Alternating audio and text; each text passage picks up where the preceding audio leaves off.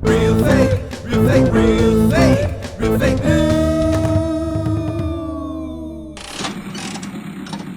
In real news, remember when ISIS was our enemy? ISIS is bad, but Syrian President Bashar al-Assad is so much worse. We should focus on him instead. According to CNN, Obama's Syria dilemma. Does hurting ISIS help al-Assad? Quick, let's bomb something!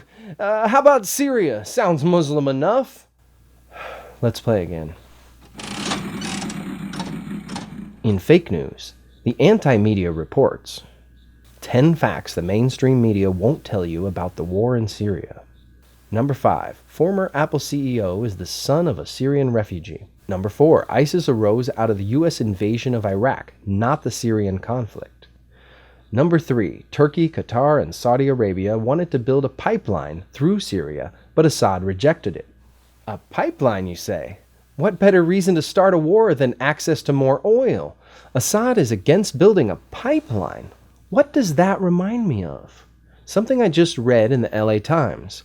With echoes of Wounded Knee, tribes mount prairie occupation to block North Dakota pipeline. Oh, that. Interesting side note. Number 2. Leaked phone calls show Turkey provides ISIS fighters with expensive medical care. And number 1, Western media's main source for the conflict is a t-shirt shop in Coventry, England. Oh, it's too much. It's giving me a headache. Syria is so complex. Whenever I need help grasping these more difficult issues, I turn to Ankur Patel at the Real Fake News Desk for answers in a little segment I call Ask Ankur. Hey, Ankur, what should we know about Syria?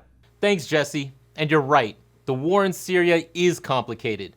What started out as pro-democracy protests 5 years ago during the Arab Spring has devolved into a civil war with lots of outside influence. Hundreds of thousands of people have been killed, millions have been forced to refugee status, and governments have spent billions of dollars on purveying violence in that area of the world. Greater Syria, for over 1,000 years, has been geopolitically crucial for powerful civilizations, global empires, and caliphates.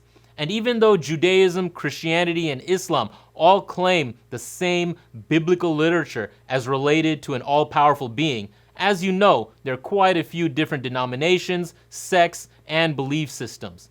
So religious conflict is a part of it, from crusades to jihad, but recognize the colonizer's role in drawing lines that created nations, and how the Arab world came apart, as reported by the New York Times Magazine. So depending on your perspective, bias, and objectives, you might believe the Guardian's reporting that Sunni Shia sectarianism is at the root of Middle East violence. Or you might question the myth of the 1400-year Sunni Shia war, like Al Jazeera. Or you might see the 5-year Syrian conflict as a proxy war, as reported here.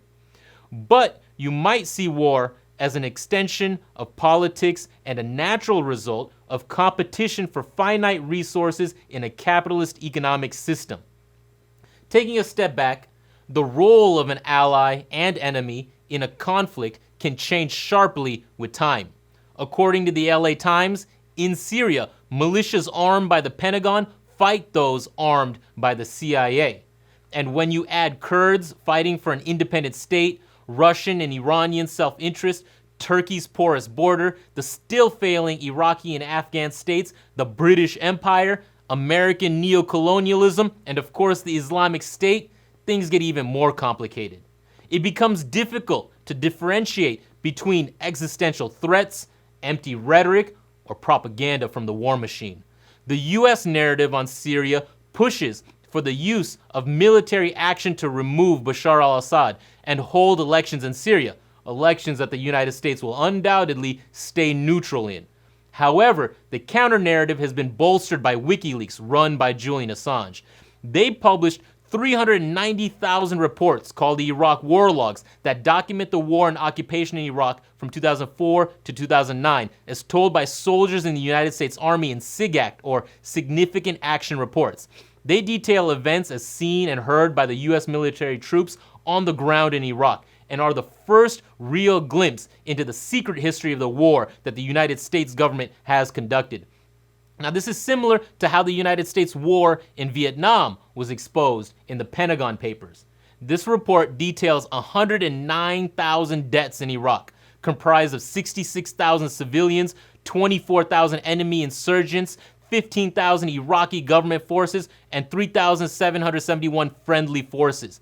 The Afghan war diaries covering the same period detail the deaths of some 20,000 people. The scale of violence is one thing. The lies, manipulation, and bad journalism that led us to war in Iraq is another.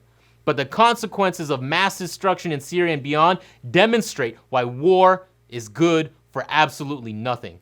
And the so-called real news has you watching warmongers talking about more violence as the solution. Warmongers have used propaganda to turn any enemy of the state into a barbarian. War is the extension of politics, bad politics. Okay, thanks. And if we continue to allow this bad politics, Ankur, the politics of war, it's death, and destruction, it's too much. Ankur, we need to challenge that thanks. in the media, Ankur, thank you. at the ballot box, Okay, with our tax dollars. thank you. Ankur Patel. Speaking of Julian Assange, there are a lot of misconceptions out there. So here's a clip from a video that WikiLeaks released. Yeah, man. That was one of the very first clips that WikiLeaks released, almost when the civil war in Syria started. This is the clip that shows U.S. military Air Force killing a Reuters journalist, showing that telling the truth is a crime, punishable by execution by the United States of America. Ankur. And sometimes children too. I mean, they even gunned down the people who are picking up the bodies. Okay, you had your turn. Let's just watch this WikiLeaks clip of snipers gunning down journalists.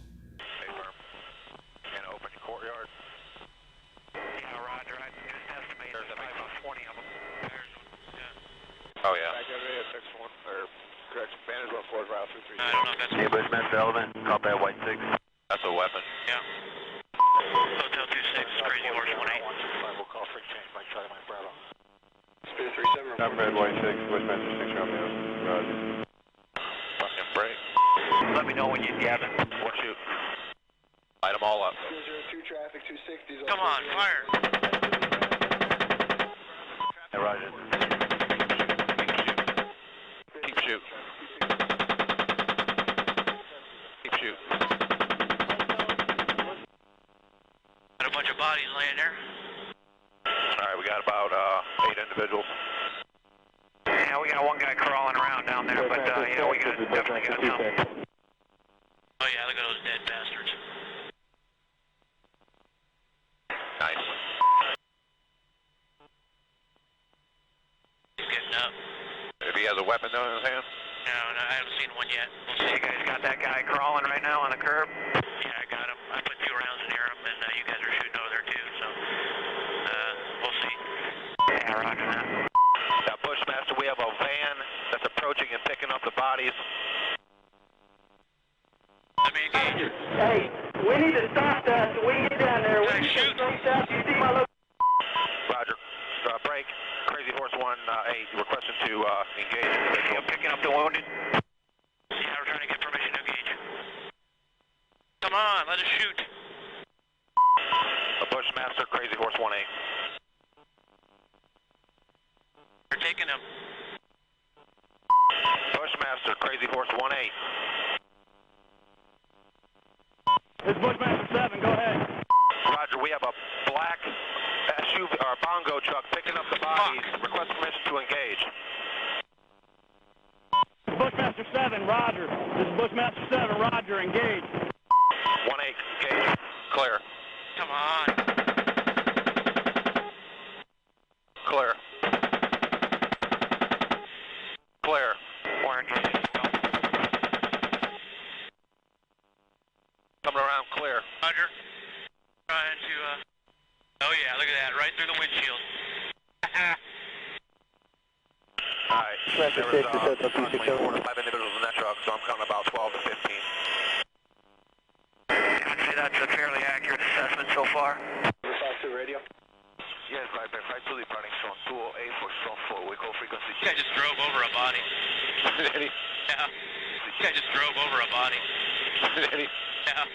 Viper 5, 2 report free change zone 4. All arrival. Aggressive 20, Commando 89ers active, Porter Bravo 311. 20.